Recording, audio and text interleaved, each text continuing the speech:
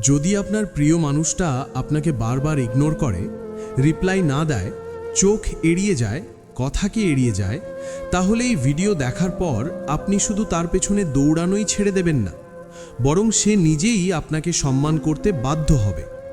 কারণ পেছনে দৌড়ানোর শক্তি নয়, এটা দুর্বলতার পরিচয়। মানুষের পরিচয় এটা নয় যে কাউকে পাওয়ার জন্য সে কত নিচে নামতে পারে, বরং এটা যে সব কিছু হারিয়েও সে কিভাবে নিজেকে সামলে রাখতে পারে। আজ আমি আপনাকে বলবো, যদি কোনো মানুষ আপনাকে ইগনোর করে, তার পেছনে ছুটবেন না। শুধু এই 8টা জিনিস করে দেখুন, জাদুর মতো বদল দেখতে পাবেন।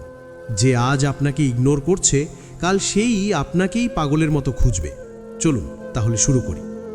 পয়েন্ট নম্বর 1, চুপ থাকুন এবং আপনার অনুপস্থিতিকে অনুভব করান। যখন কোনো মানুষ আপনাকে ইগনোর করছে, তখন প্রথম কাজ যা একজন বুঝদার মানুষ করে তা হলো নীরব হয়ে যাওয়া। না মেসেজ, না কল, না স্টোরিতে রিঅ্যাকশন, পুরো নীরবতা। কারণ মানুষ কখনো কারো মূল্য বুঝতে পারে না যতক্ষণ না সে তার জীবন থেকে দূরে সরে যায়। আপনি যদি বারবার তার অ্যাটেনশনের জন্য বা মনোযোগের জন্য লড়াই করেন, আপনার ভ্যালু প্রতিবারই কমতে থাকবে। মানুষ সেই মানুষের প্রতি আকৃষ্ট হয় যাদের নিজের ওপর নিয়ন্ত্রণ থাকে, যারা নিজের ওপর রাজ করে, কারো ভালোবাসার ভিক্ষা চায় না। আপনি যখন চুপ হয়ে যান, আপনার অনুপস্থিতি এক রহস্যে পরিণত হয়। তার মনে প্রশ্ন জাগে, আপনি কোথায় গেলেন? কেন চুপ হয়ে গেলেন? সে কি আর আপনার কাছে গুরুত্বপূর্ণ নয়? এই প্রশ্নগুলো তাকে ভিতর থেকে নাড়া দিতে শুরু করে। আপনার নীরবতা একটা অস্ত্র, যা শব্দ করে না কিন্তু গভীর প্রভাব ফেলে। আপনি যখন নিজেকে পুরোপুরি টেনে নেন, পৃথিবীই আপনাকে খুঁজতে শুরু করে। মনে রাখবেন, যে মানুষ নিজের নীরবতা দিয়ে জবাব দিতে শেখে, সে যে কোনো ইগনোরকে নিজের শক্তিতে পরিণত করতে পারে। পয়েন্ট নম্বর 2, আপনার উপস্থিতিকে এত শক্তিশালী করে তুলুন যে সে আফসোস করুক। যখন কোনো মানুষ আপনাকে ইগনোর করে, তখন আপনি নিজেকে ছোট অনুভব করতে শুরু করেন। মনে হয় হয়তো আপনার মধ্যে কোনো ঘাটতি আছে। কিন্তু এটি সেই বাঁক যেখানে 2 ধরনের মানুষ তৈরি হয়। একজন যে নিজেকে হারিয়ে ফেলে এবং অন্যজন যে নিজেই নিজেকে ঘষে ছাটে। এখন সময় এসেছে নিজেকে এমনভাবে পালিশ করার যে আপনার উপস্থিতি কথা বলতে শুরু করে। আপনাকে আর কাউকে কিছু প্রমাণ করতে হবে না, কিছু বোঝাতে হবে না। শুধু আপনার থাকা যথেষ্ট হয়ে উঠুক। তার চিন্তা চেতনাকে ঝাঁকিয়ে দেওয়ার জন্য আপনার আত্মসম্মানই আপনার সর্বশক্তি।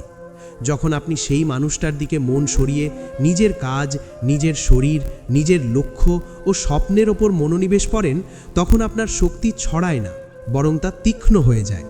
আপনি যখন কোথাও যান, মানুষ আপনাকে লক্ষ্য করে। আপনার চলন, আপনার কথা, আপনার চোখের গভীরতা সব কিছু বদলে যেতে শুরু করে।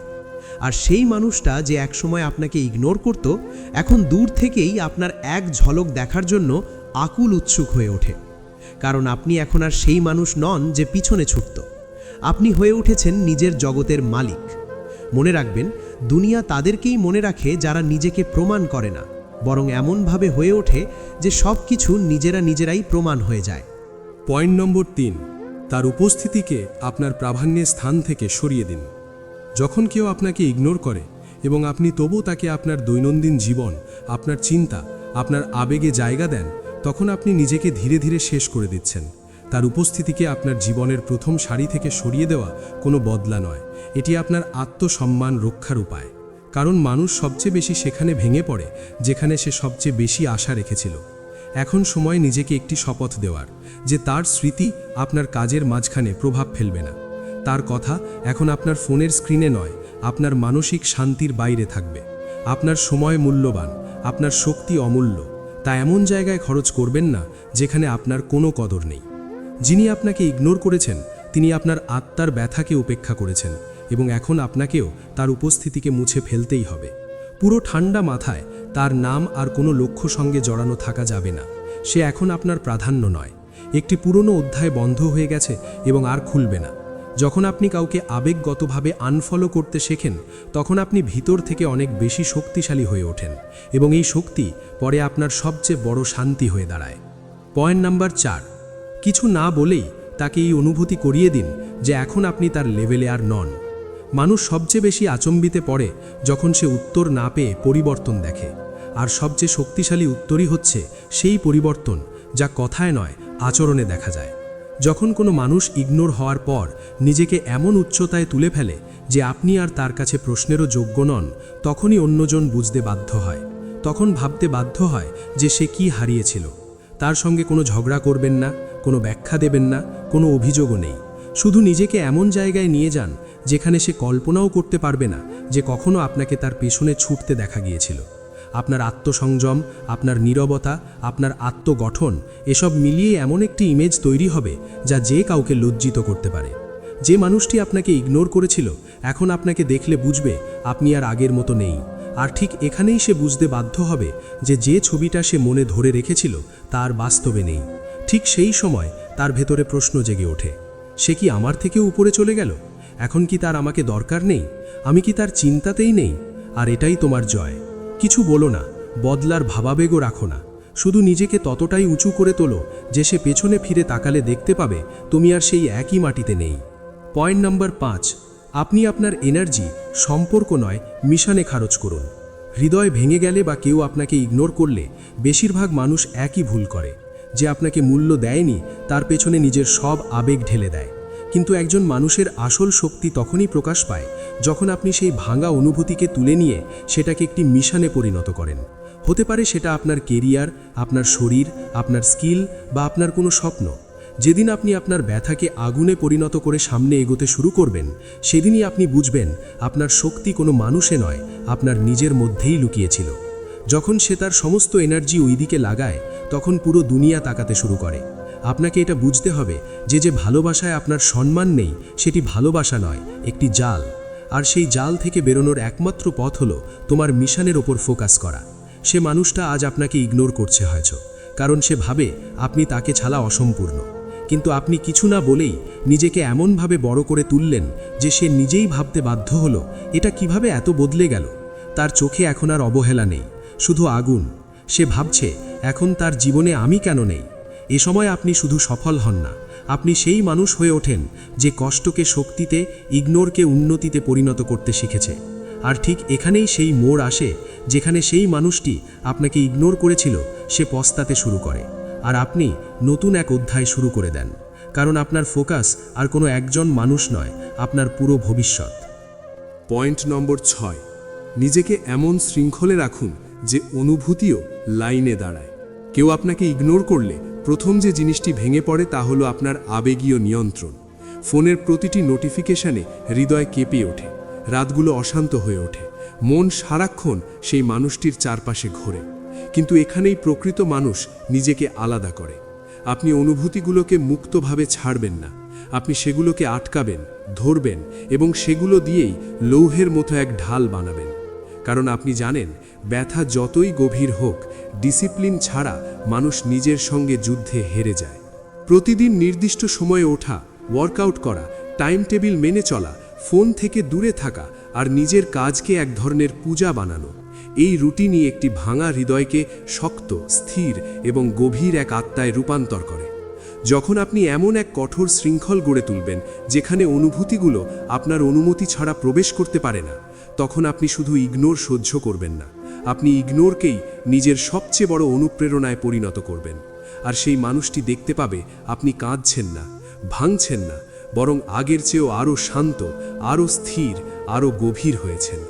এর মানে এই নয় যে আপনি বাস্তব জীবন থেকে অদৃশ্য হয়ে যাবেন, বরং আপনি বাস্তবে আরও বেশি সক্রিয় হয়ে উঠবেন।